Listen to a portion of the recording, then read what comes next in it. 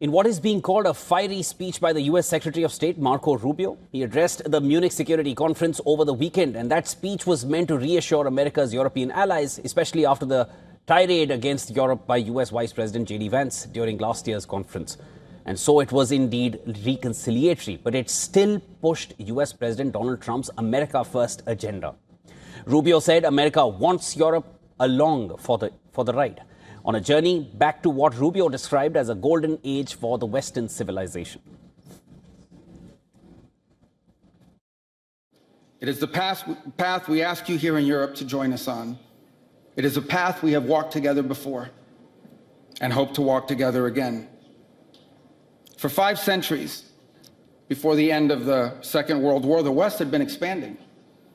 Its missionaries, its pilgrims, its soldiers, its explorers pouring out from its shores to cross oceans, settle new continents, build vast empires extending out across the globe.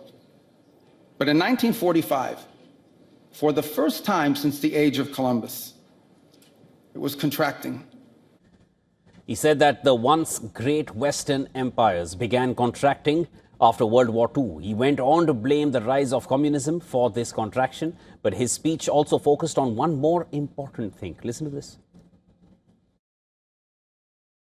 The great Western empires had entered into terminal decline, accelerated by godless communist revolutions and by anti-colonial uprisings that would transform the world and drape the red hammer and sickle across vast swaths of the map in the years to come. Now, alongside communism, Rubio harped about anti-colonial uprisings post-World War II. Well, we in India got our independence from the British in 1947. Sri Lanka got it the following year in 1948. In fact, almost every country in Asia and Africa was once colonized by a European nation.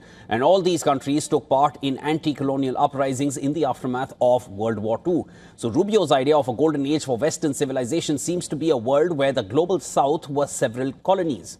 It might seem counterintuitive, considering that the US was once a colony itself.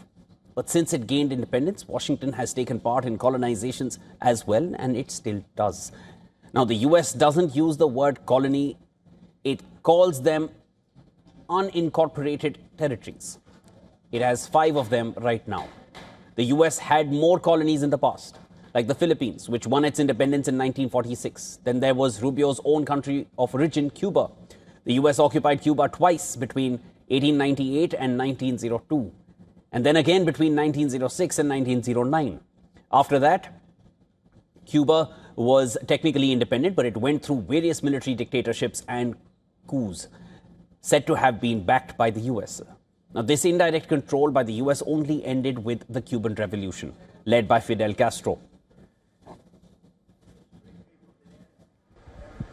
Has then proceeded to spend the next few decades trying to assassinate Castro. And now Trump is trying to force Cuba to capitulate once again. He has blocked all oil shipments to the country, causing a major humanitarian crisis in the already impoverished nation.